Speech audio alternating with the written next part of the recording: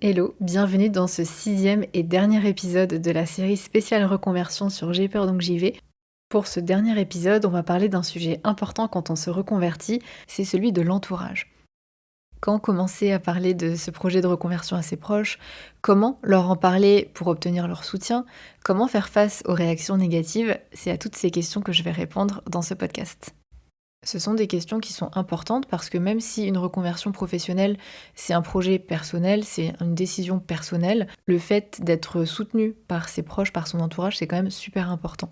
On a besoin d'être soutenu, on a besoin d'être encouragé, on a besoin aussi de pouvoir en parler et donc obtenir le soutien des personnes autour de nous, c'est important. Quand je parle d'entourage, je parle des personnes avec qui on passe le plus de temps, donc notre famille, notre conjoint ou notre conjointe, nos amis ou nos collègues. Toutes ces personnes peuvent avoir toutes sortes de réactions, parfois assez imprévisibles. Ça peut aller de l'adhésion, de l'enthousiasme, parfois de l'amusement. Pour d'autres, ça peut être de l'indifférence aussi. Pour d'autres encore, ça peut être de l'incompréhension, aussi de la peur, parfois des inquiétudes, voire des critiques, voire un rejet de ce projet-là. Donc c'est important d'anticiper tout ça et de bien préparer. Donc c'est ce qu'on va faire dans cet épisode. Première chose, première question, c'est quand en parler? Quand est-ce qu'il faut annoncer à ses proches son changement de vie? Est-ce qu'il faut commencer à en parler lorsqu'on est dans la phase de réflexion ou attendre d'avoir déjà un projet clair et bien ficelé? Alors moi, mon avis, c'est que ça dépend de qui. Ça dépend de à qui vous voulez en parler. S'il s'agit par exemple de votre conjoint ou conjointe, je vous recommande de l'impliquer rapidement, en tout cas le plus rapidement possible, parce que ce projet de reconversion, de changement professionnel, va forcément avoir un impact sur votre vie personnelle et donc sur la vie du couple et de la famille si vous en avez une. C'est pas forcément un impact négatif, mais un impact quand même. Peut-être un impact en termes de gestion du quotidien, du temps, un impact aussi financier, ça peut peut-être impacter des projets futurs. Donc c'est important d'en parler le plus rapidement possible pour poser les choses concrètement. Clairement, c'est la personne numéro 1 de laquelle vous devez obtenir le soutien. Si il ou elle vous soutient pas, ça va quand même être compliqué. Donc c'est la première personne à embarquer dans votre projet. Ensuite, pour les autres, ça peut attendre, et d'ailleurs je vous conseille d'attendre si vous êtes dans une phase de doute avec 3 nouvelles idées par semaine, parce que ça peut faire peur à l'entourage. Si tu viens toutes les semaines avec une idée différente en leur disant «Ah, j'ai pensé à fleuriste, ça a l'air pas mal», et qu'ensuite la semaine d'après «Ah non, peut-être que finalement kiné, ce serait mieux», ça risque d'être angoissant pour eux, inquiétant pour eux. Donc c'est peut-être mieux d'en parler à des personnes qui sont moins impliquées dans votre vie que vos parents par exemple, et de privilégier peut-être des personnes extérieures, en tout cas pendant cette phase de doute et de remise en question permanente. Moi ce que je vous suggère, c'est dans un premier temps de préparer le terrain, c'est-à-dire de commencer à parler ça et là d'un potentiel virage professionnel, d'y aller en douceur, et dans un deuxième temps, de commencer à parler de votre projet quand il est suffisamment mature, on va dire. Donc ça veut dire, dans un premier temps, être au clair sur pourquoi vous faites ça. Pourquoi ce désir de reconversion? Pourquoi ce projet-là en particulier? En quoi ça va contribuer à votre épanouissement? Et dans un deuxième temps, il faut que vous soyez au clair sur votre projet. L'erreur à ne pas faire, c'est de venir avec plus de questions que de réponses. Donc essayez, quand vous allez en parler, d'avoir des éléments factuels, d'avoir même un plan d'action, ou en tout cas une ébauche de plan d'action à présenter. Ça montre que voilà, je sais où je vais faire les choses de telle manière, tel problème qui pourrait surgir, je l'ai déjà anticipé, et les choses sont carrées. Donc ça, c'est hyper rassurant pour les gens autour de vous. N'oubliez pas que pour convaincre les autres, pour les embarquer dans votre projet, il faut que vous soyez vous-même convaincu. Les autres ressentent notre détermination, ressentent notre confiance. L'être humain a naturellement plus tendance à suivre et à être convaincu tout simplement par les personnes qui ont confiance en elles, qui ont confiance en ce qu'elles disent. Et quand on est face à quelqu'un qui doute, on va douter aussi, puisque s'il doute, c'est qu'il y a un problème en fait. Maintenant, comment faire face aux réactions négatives? Quand on commence à se poser des questions sur sa vie professionnelle, quand on envisage une reconversion, on peut faire face à des réactions négatives, voire blessantes. On peut avoir des personnes qui sont dans la peur, qui projettent leurs inquiétudes. Tout ça, c'est difficile parce que quand on présente un projet, on a besoin d'être rassuré, on a besoin d'être soutenu, on a besoin d'entendre «vas-y, fonce, c'est super». Et là, on se retrouve à devoir rassurer les autres alors que soi-même, on n'est pas sûr, soi-même, on doute. Et c'est ça, en fait, le truc, c'est que ça nous renvoie à nos propres peurs, à nos propres inquiétudes et ça vient les renforcer. On va se dire «Oh là là, mais est-ce que effectivement, je suis en train de faire le bon choix?» D'où l'intérêt, là aussi, d'avoir déjà des choses concrètes, d'avoir déjà des choses solides quand on en parle à nos proches. Si malgré tout vous faites face à des réactions négatives, à des remarques blessante, etc., je vous invite à rester bienveillante ou bienveillant, ouverte ou ouvert. Quand on fait face à ce type de réaction, on peut se sentir blessé, on peut se sentir attaqué, et le risque c'est de se braquer, c'est de se mettre sur la défensive, et parfois même d'adopter des positions un petit peu radicales pour tenir face à l'autre. Et tout ça, ça facilite pas du tout la communication. Et là, je pense notamment aux parents qui peuvent avoir beaucoup de questions, beaucoup de doutes, beaucoup de peurs aussi.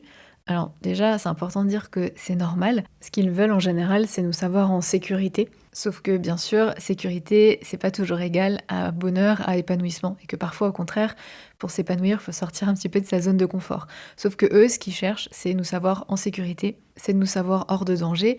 Et donc, ils pensent bien faire en vous mettant en garde. Même si, bien sûr, c'est pas toujours fait avec tact. En tout cas, ce dont ils ont besoin, c'est d'être rassurés. Donc c'est là où venir avec plus de réponses que de questions est important. Et bien sûr, encore une fois, rester ouvert ou ouverte, bienveillant, bienveillante face à leurs réactions, même si parfois ça peut être énervant, ça peut être frustrant. Voilà, c'est important d'être patient. Certaines personnes de votre entourage vont avoir besoin de temps pour assimiler cette information, vont avoir besoin de temps pour comprendre pourquoi vous avez besoin de vous reconvertir. Donc ne forcez pas. Deuxième chose, deuxième clé pour faire face aux réactions négatives, c'est de faire la part des choses. Certaines questions, certaines remarques ou même certaines critiques vont être constructives. Même si c'est négatif, entre guillemets, ça peut vous faire prendre conscience de certaines choses, d'un point auquel vous n'avez pas pensé et auquel il va peut-être falloir faire attention, auquel il va peut-être falloir trouver une solution. Certaines questions vont peut-être aussi vous permettre de voir de nouvelles opportunités, de voir des choses auxquelles vous n'aviez pas pensé. Bref, même si la remise en question et les critiques sont pas toujours faciles à encaisser, ça peut être vachement utile. Par contre, parfois certaines questions, remarques, critiques, etc. vont être le reflet des peurs des autres, voire parfois même d'une jalousie un peu inavouée. Je vous donne un exemple. Parfois, quand on parle de son désir de reconversion, de changement professionnel à ses amis, on peut avoir des réactions un petit peu inattendues. Certaines personnes peuvent être un petit peu bousculées par ce désir de changement, parce que quand soi-même on se pose des questions sur notre vie professionnelle, ça peut les renvoyer, eux, inconsciemment à leur propre réalité, à leur propre questionnement, peut-être parfois enfoui, de est-ce que moi, je suis vraiment épanouie dans ce que je fais ? Donc il y a ce qu'on appelle un effet miroir, c'est-à-dire que quand je partage mon désir de changer, ça renvoie l'autre à sa situation à lui, et aussi à ses peurs à lui, à ses frustrations à lui, à parfois sa jalousie à lui. Donc voilà, il y a cet effet miroir qu'il faut prendre en compte. Et puis parfois, on a un proche qui a déjà traversé ce qu'on a traversé, qui peut-être a lancé son entreprise, ça n'a pas marché, ça a échoué, ça a été difficile. Et donc, qui va nous partager tout ça en pensant nous aider, nous protéger, nous donner des bons conseils tirés de son expérience, mais en fait, au lieu de nous aider, va plutôt parler des risques et des problèmes plutôt que des opportunités. Alors, s'il y a une chose à retenir, c'est ça. Ne vous appropriez pas les peurs et les expériences des autres. Elles leur appartiennent. Il y a beaucoup de personnes qui, comme vous, aimeraient changer, mais qui s'autorisent pas, qui n'osent pas, et qui trouvent plus facile de se plaindre ou de subir, ou de rendre les autres responsables. Voilà, c'est la faute de leur boss, c'est la faute de leur manager, c'est la faute de la crise, etc. Plutôt que prendre en main leur vie. Donc quand vous allez leur partager votre désir de changement, que vous allez oser, ça va les renvoyer au fait que eux n'osent pas, et sans doute générer une levée de bouclier, des critiques, etc. Donc ça, il faut vraiment en être conscient ou consciente et ne pas le prendre personnellement. Je vous invite vraiment à faire la part des choses et à distinguer parmi ce que disent les autres, si c'est de votre projet dont ils parlent, ou si c'est d'eux et de leurs propres peurs, de leurs propres angoisses, de leurs propres scénarios catastrophes. Si en prenant un petit peu de recul, vous vous rendez compte que leur discours appartient plutôt à la deuxième catégorie, je vous invite à mettre un petit peu de distance avec leurs paroles, avec leurs avis, et à décider ce qui est bon pour vous et ce qui ne l'est pas, ce qui ne vous aide pas à avancer.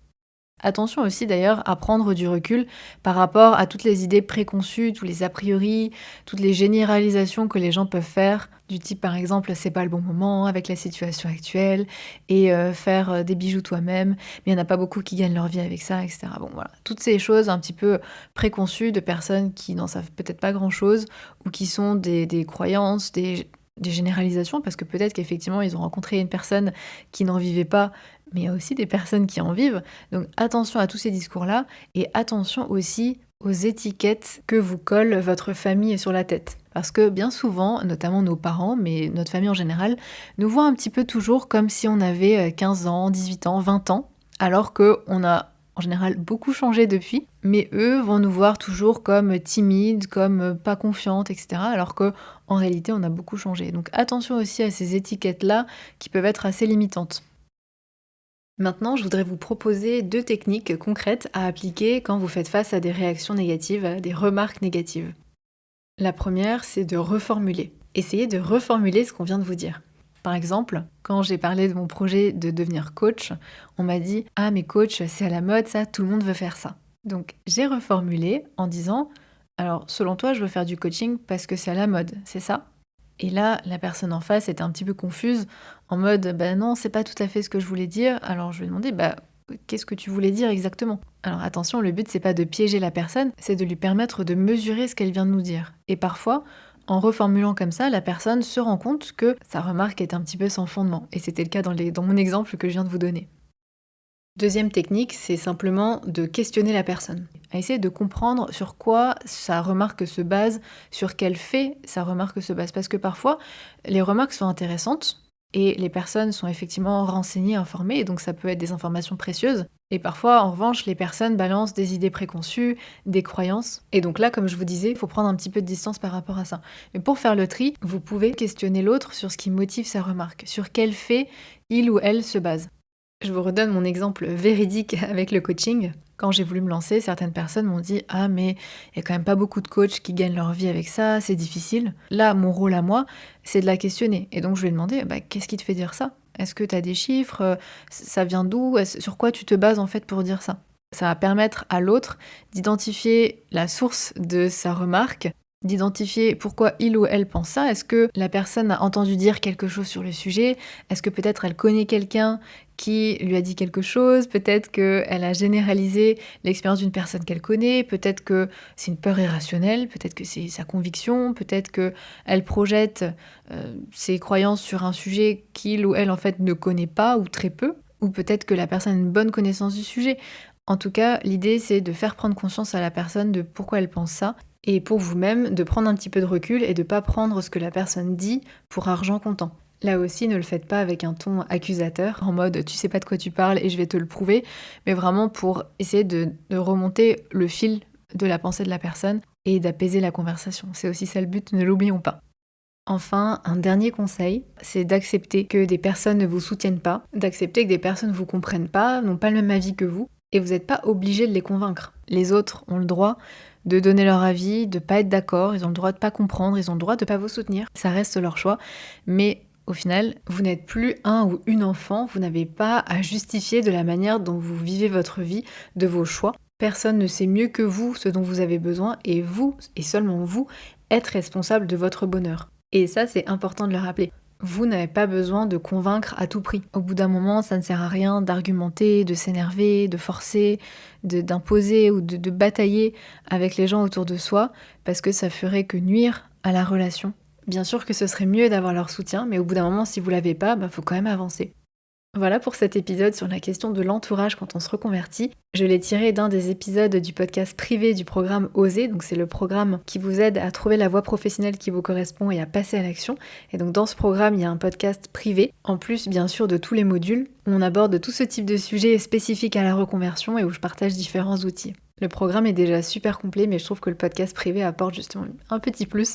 En tout cas, si vous voulez en savoir plus sur le programme, je vous mets le lien de la page avec toutes les infos dans la description de cet épisode. Sur ce, j'espère qu'il vous a plu, que cette série spéciale reconversion professionnelle vous a plu. Et moi, je vous retrouve très vite pour un nouvel épisode. Ciao!